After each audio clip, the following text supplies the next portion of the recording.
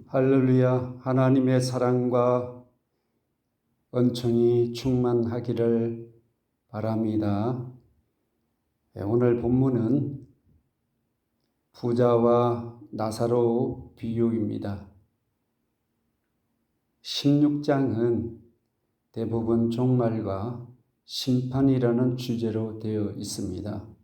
오늘 본문 부자와 나사로는 천국과 지옥 심판을 보여주는 말씀입니다. 부자와 나사로의 삶은 어떤 삶을 지상에서 살았을까요? 같이 19절에서 21절까지 합독하겠습니다. 한 부자가 있어 자색 옷과 고운 베옷을 입고 날마다 호화롭게 즐기더라.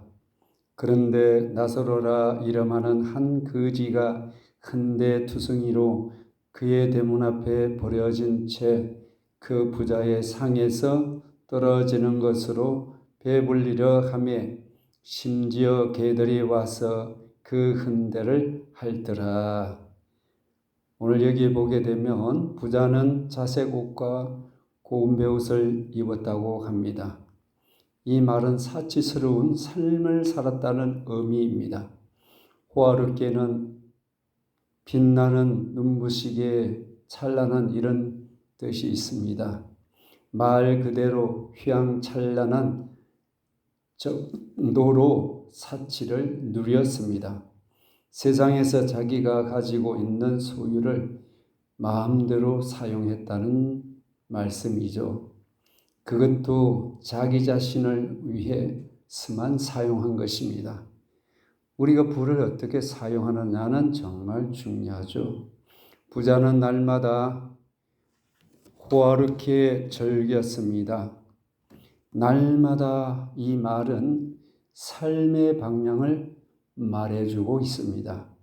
매일 삶의 방향이 자신에게 맞추어져 있다는 것입니다. 그는 매일 삶을 자기를 위해서 즐겨왔다는 거죠.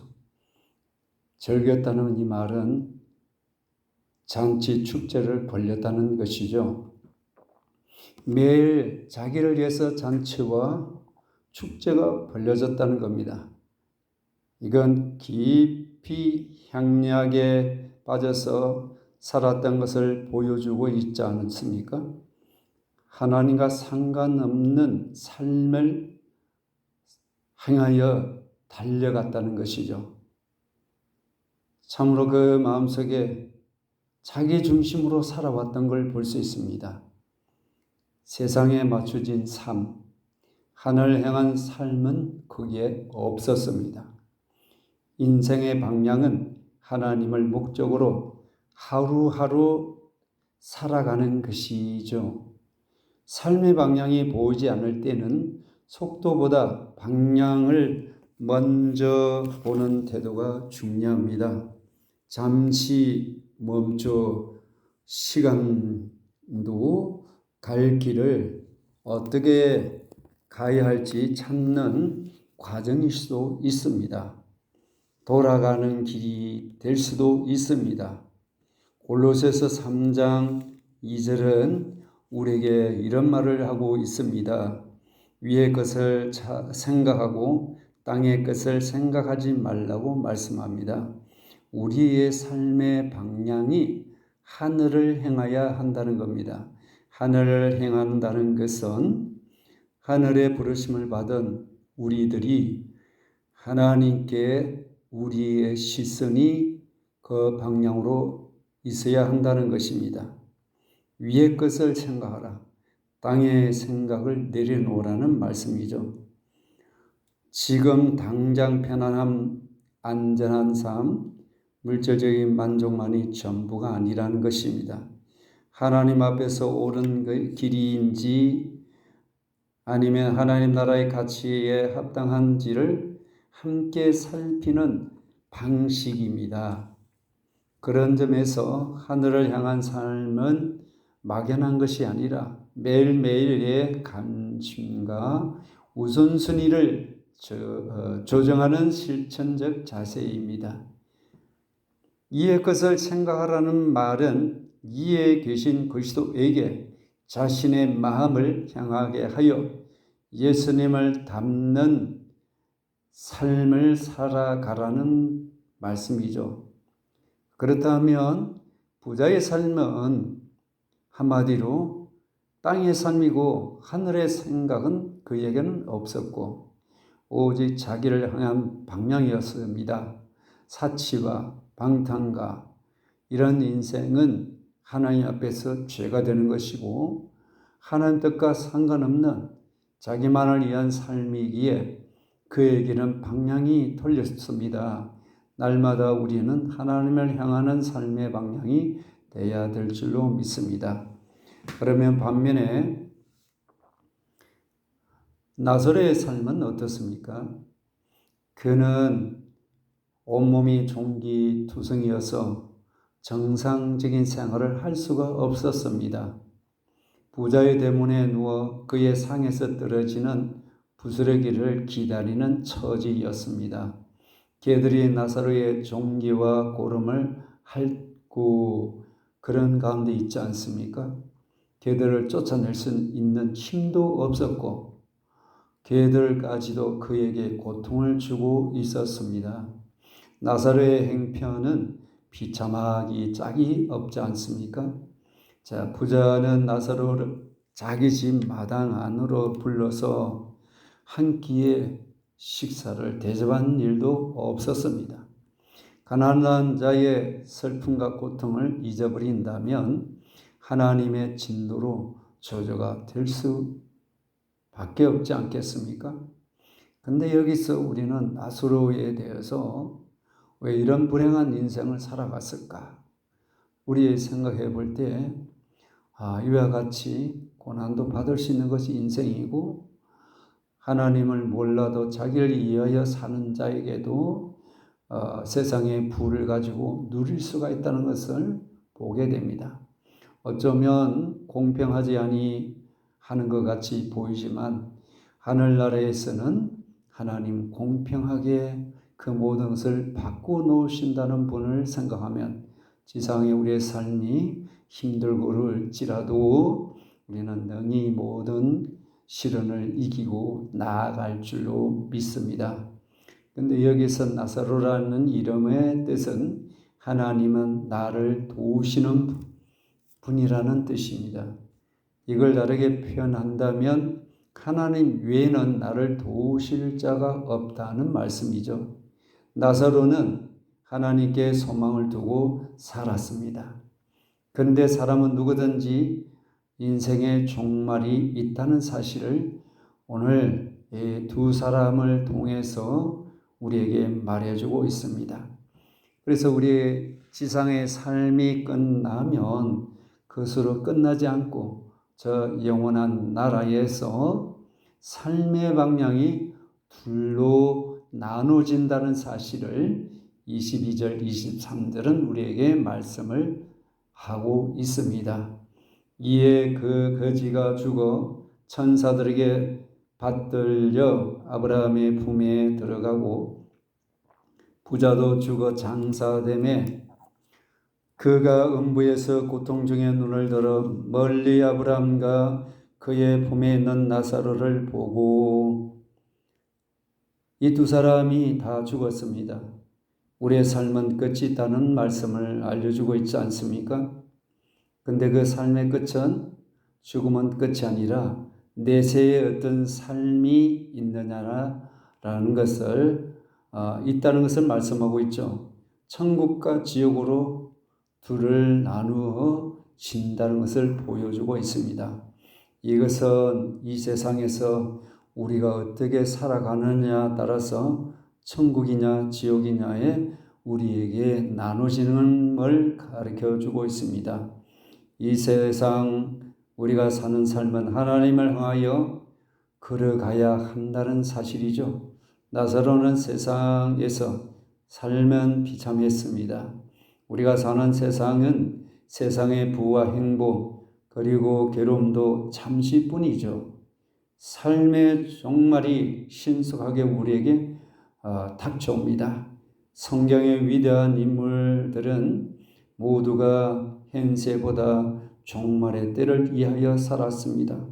그들이 이제는 더 나은 본향을 사모하니 곧 하늘에 있는 것이라 말씀하셨습니다.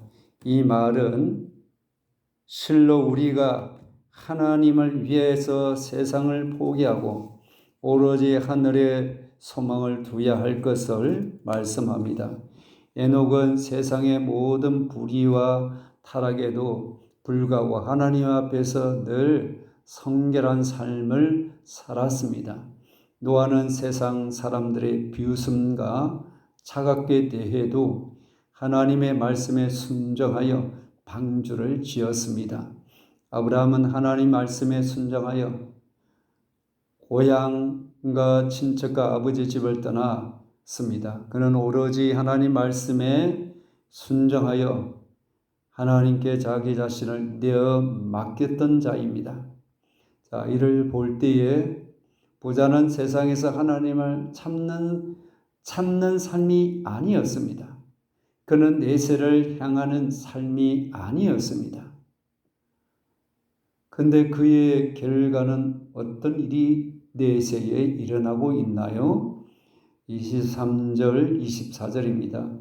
그가 음부에서 고통 중에 눈을 들어 멀리 아브라함과 그의 품에 있는 나사로를 보고 불러 이르되 아버지 아브라함이여 나를 긍휼히 여기사 나사로를 보내어 그 손가락 끝에 물을 찍어 내 혀를 서늘하게 하소서. 내가 이 불꽃 가운데에서 괴로워하나이다. 부자는 지옥에서 고통 가운데 있습니다. 이 불꽃은 불을 태운다는 말에서 나온 것인데요. 불길 하염이라는 의미가 있죠. 이는 지옥 형벌과 고통을 다 표현하는 말입니다. 예수님께서 부자와 나사로 비유를 통해서 주신 우리에게 주신 목적이 무엇이겠습니까? 이 세상에만 빠져 사는 이들에게 하나님의 심판이 있다는 것을 알려주고 계십니다. 지옥의 끔찍한 고통을 알려주기 위함이죠. 지옥은 유황불 속에서 영원토록 괴로움을 당하는 곳이지 않습니까? 그런데 이 부자가 너무나도 그 지옥의 불로 인해서 괴로워서 그는 아버지 아브라함이여 하면서 불러서 말합니다. 부른다는 말은 그냥 막연하게 부르는 소리가 아니라 아주 큰 소리로 울부짖는 것을 말합니다. 그는 이 세상에서 호의호식하며 자신의 쾌락만을 위하여 살아왔던 자가 아닙니까? 근데 여기서 그가 부자는 아브라함을 아버지라고 부르고 있습니다. 아브라함의 후손인 이스라엘을 말하는 거죠. 자신은 당연히 구원받을 것으로 생각하고 있었다는 것을 암시하고 있습니다. 그러나 아브라함의 혈통이 구원에 직접적인 영향을 미치지 못한다는 것을 보여주고 있습니다. 예수 그리스도를 믿고 그가 주님 앞에 회개하고 구주 예수님을 구원자로 모셔드려야 되는 것이죠. 근데 그는 손가락 끝에 물을 찍어 혀를 서늘하게 해달라는 간청을 하고 있습니다. 부자가 땅에서 온갖 영화를 다 누렸지만 죽은 이후 지옥에서 고통을 받게 되었습니다. 나사로에게 도움을 청하고 있는데요.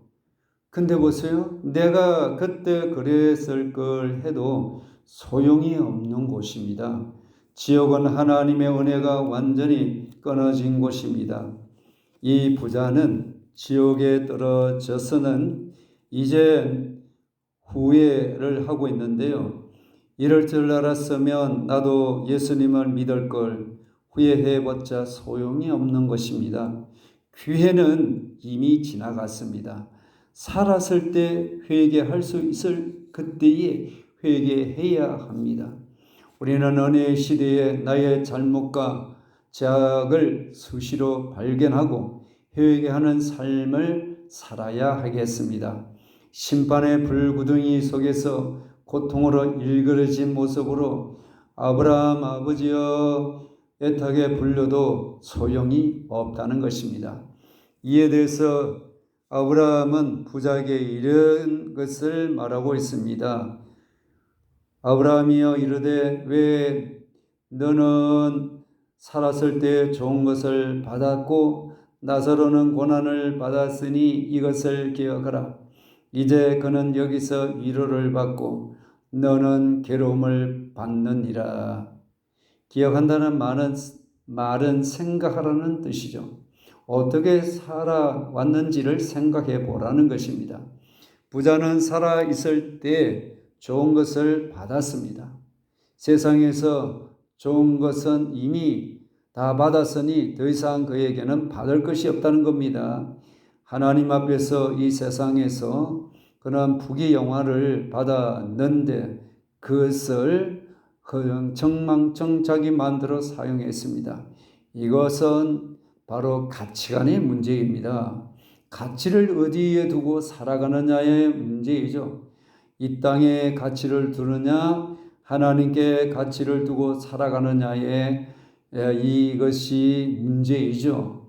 그래서 이 땅에 가치를 두고 가면 하나님 없는 삶을 살게 되면 영원한 멸망에 처하게 될 것이고, 하나님께 가치를 두고 하나님 나라를 바라보고 나아가서 주를 섬기고 이웃을 섬기는 그렇게 나아가는 길에는 바로 우리에게 놀라운 하나님의 은혜와 축복이 있음을 알려주고 있습니다.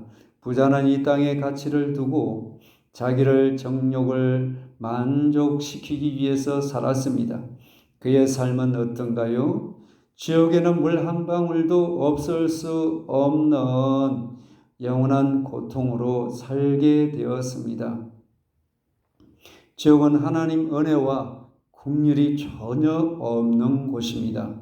하나님의 자비와 사랑은 영원히 끊어진 곳이 지옥입니다. 지옥에서는 후회해도 또 용서를 구해도 소용이 없습니다. 회개를 한다 해도 용서받을 길도 없으며 위로받을 길도 없는 곳이 지옥입니다. 나사로는 하나님께 소망을 두고 살았습니다. 고난이란 그 나사로의 고난이란 악한 위험한 가치가 없는 이런 뜻이죠.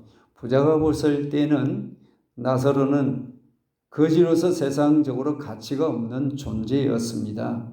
근데 부자에게 이런 가치 없는 존재에게 무관심했던 것이죠.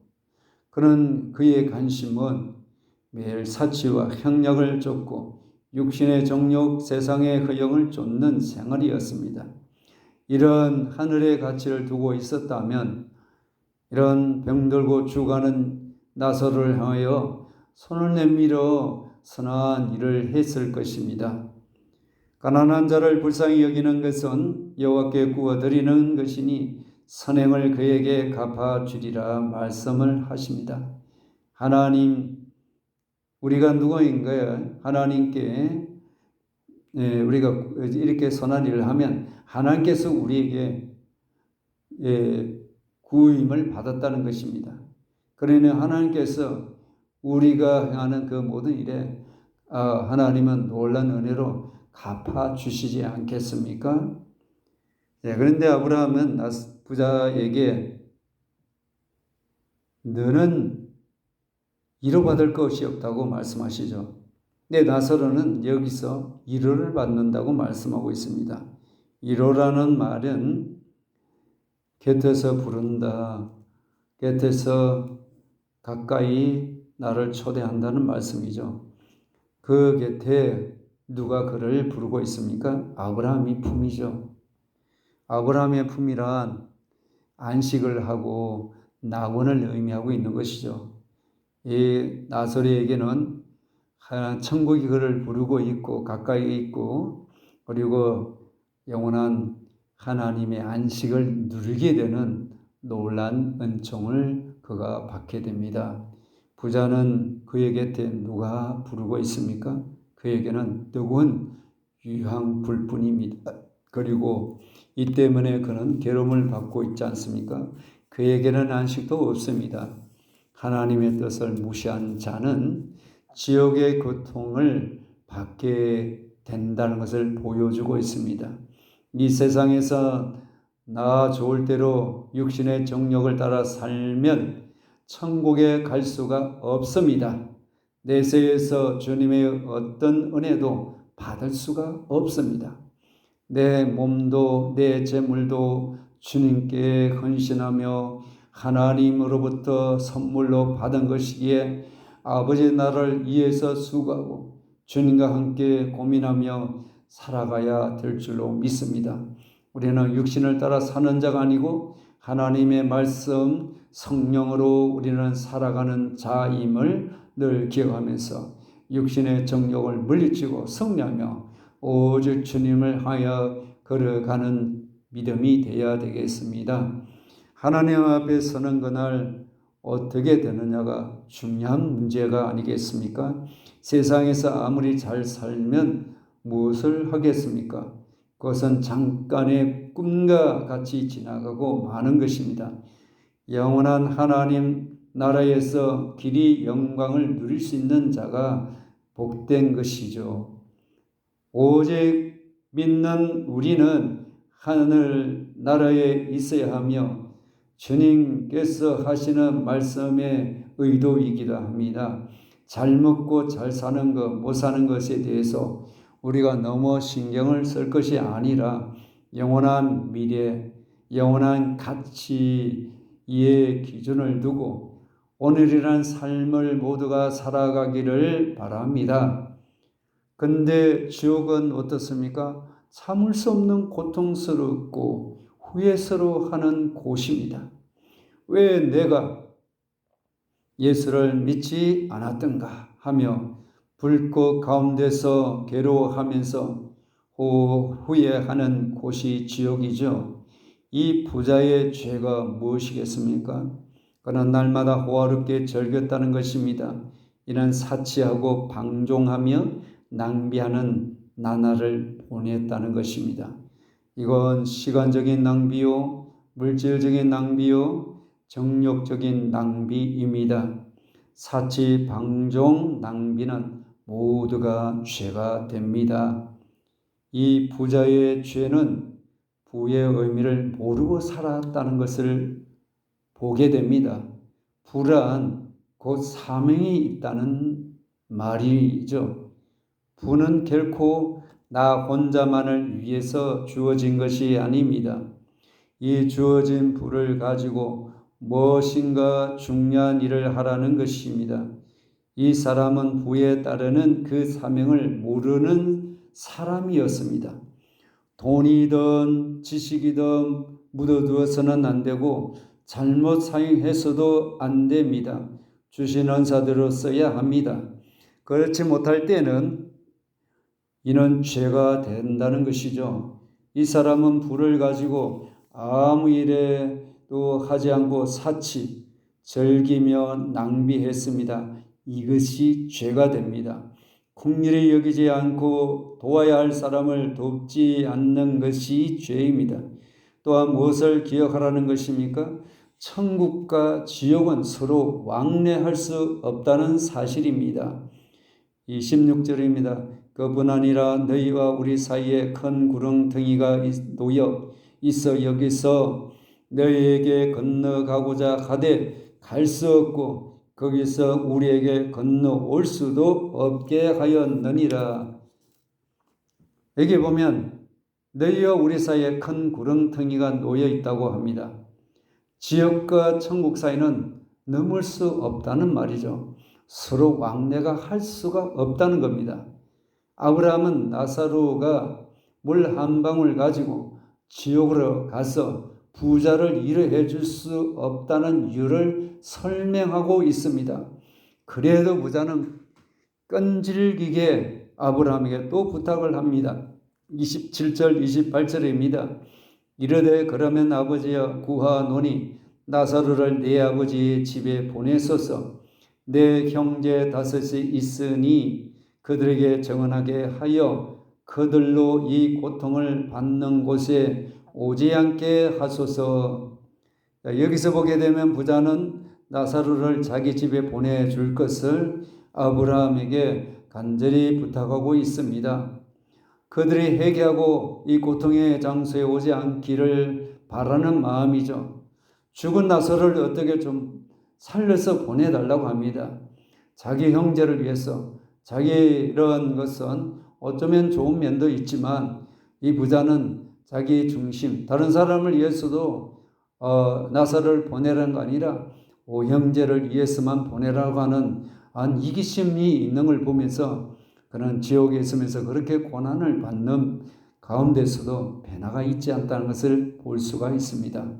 자, 그래서 아브라함은 어떻게 말씀하고 있습니까? 29절, 30절, 31절입니다. 아브라함이 이르되 그들에게 모세와 선지자들이 있으니 그들에게 들을지니라.